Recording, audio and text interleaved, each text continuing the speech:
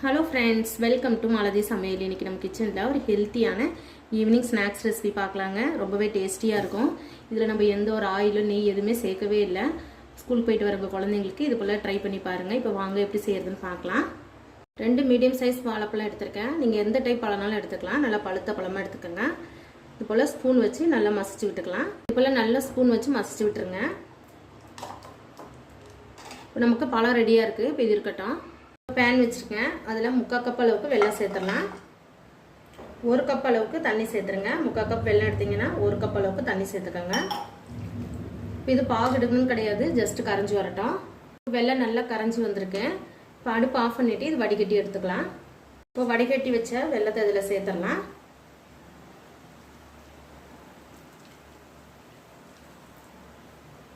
இப்போ 1/2 கப் அளவுக்கு பச்சரிசி மாவு சேர்த்துருக்கேன். கப் அளவுக்கு ரவை சேர்த்துக்கோங்க. வறுத்த ரவை வறுக்காத ரவை ரெண்டுமே சேர்த்துக்கலாம். கப் அளவுக்கு பொடியை நறுக்கின தேங்காய் சேர்த்துடலாம். கொஞ்சம் அளவுக்கு உப்பு சேர்த்துக்கோங்க. ஏலக்காய் பொடி தேவைன்னா இந்த டைமில் ஒரு 1/2 ஸ்பூன் அளவுக்கு ஏலக்காய் பொடி சேர்த்துக்கோங்க. இப்போ இது கட்டி இல்லாமல் நல்லா மிக்ஸ் பண்ணி எடுத்துக்கலாம். அடுப்பு வந்து சிம்மிலே வச்சுருங்க. ரவையும் அரிசி மாவும் நல்லா வெந்து வரணும். ஒரு நிமிஷம் போல் மிக்ஸ் பண்ணி விட்டுக்கலாம். 1/2 கப் பச்சரிசி மாவு எடுத்திங்கன்னா 1 கப் தண்ணி சரியாக இருக்கும். 1/4 கப் ரவை சேர்த்துக்கோங்க. தேங்காய் வந்து துருவன தேங்காயும் சேர்த்துக்கலாம். இது போல் கட் பண்ணியே சேர்த்துக்கலாம். கட் பண்ணி சேர்க்கறதுனால பல்லில் கடிப்படும் போது டேஸ்ட் ரொம்ப நல்லாயிருக்கும்.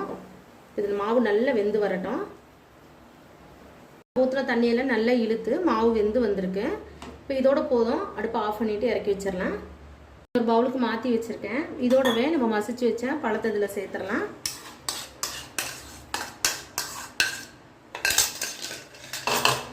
சேர்த்துட்டு நல்லா மிக்ஸ் பண்ணி விட்டுக்கலாம். மாவு வந்து இந்த அளவுக்கு கெட்டியாக இருக்கணும், ரொம்ப தண்ணியாக இருக்கக்கூடாது. 1 கப் தண்ணியே சரியாக இருக்கும். இது நல்லா மிக்ஸ் பண்ணிக்கோங்க. பழம் போட்டு நல்லா மிக்ஸ் பண்ணியாச்சு. பழம் போட்டதும் கொஞ்சம் மாவு இந்த அளவுக்கு லூஸாக இருக்கணும். மாவு வந்து ரொம்ப திக்காக இருக்கக்கூடாது. எடுத்து போட்டோன்னா இந்த அளவுக்கு விழணும். நமக்கு மாவு ரெடியாக இருக்குது. இப்போ ரெடி பண்ணிடலாம். இது போல் இலை எடுத்துருக்கேன். இலையை வந்து நெருப்பில் கொஞ்சமாக வாட்டி எடுத்துக்கோங்க. இப்போ நம்ம ரெடி பண்ணி வச்சுருக்கேன் மாவு இதில் வச்சிடலாம். நல்லா சென்டரில் வச்சுருங்க.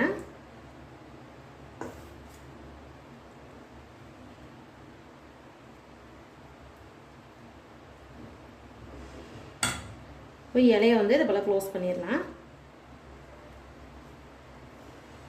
இப்போ எல்லா மாவுலையும் இதை போல் ரெடி பண்ணி எடுத்துக்கலாம். இப்போ நமக்கு மாவுலாம் ரெடியாக இருக்குது. இட்லி பாத்திரத்தில் வேக வச்சு எடுத்துக்கலாம். பாத்திரத்தில் ஒரு 2 டம்ளருக்கு தண்ணி ஊற்றிருக்கேன். தண்ணி நல்லா கொதிச்சிட்ருக்கு. இப்போ இட்லி தட்டு வச்சிடலாம். இப்போ நம்ம ரெடி பண்ணி வச்சுருக்க மாவு இதில் வச்சிடலாம்.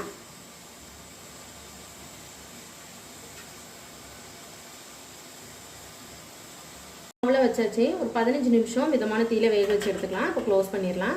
ஒரு 15 நிமிஷம் போல் ஆயிருக்கு. ஓப்பன் பண்ணி பார்த்துடலாம். இப்போ நல்லா வெந்து வந்திருக்கும். வெளியே எடுத்து வச்சிடலாம். நல்லா ஆறுனதுக்கப்புறம் இலையை விட்டு எடுத்துடலாம். இப்போ நல்லா ஆறி வந்திருக்கு. ஆறுனதுக்கப்புறம் இலையிலேருந்து ஈஸியாக எடுத்துடலாம். நம்ம இதில் எந்த ஆயிலும் தடவலை. நல்லா ஆறுனதுக்கப்புறம் எடுத்துருங்க. நல்லா ஈஸியாக எடுக்க வரும். ரொம்பவே சாஃப்டாகவும் டேஸ்டியாகவும் இருக்கும். என்னுடைய ஸ்நாக்ஸ்லாம் சூப்பராக ரெடி ஆயிடுச்சு ஃப்ரெண்ட்ஸ். நல்லா சாஃப்டாக இருக்கும். ரொம்பவே டேஸ்டியாகவும் இருக்கும். கண்டிப்பாக உங்கள் குட்டீஸ்க்கு ட்ரை பண்ணி பாருங்கள். இந்த வீடியோ உங்களுக்கு பிடிச்சதுன்னா எங்கள் சேனலுக்கு லைக் பண்ணுங்கள், ஷேர் பண்ணுங்கள், கமெண்ட் பண்ணுங்கள். மறக்காமல் malathi samayal சப்ஸ்கிரைப் பண்ணிக்கோங்க ஃப்ரெண்ட்ஸ். தேங்க்யூ.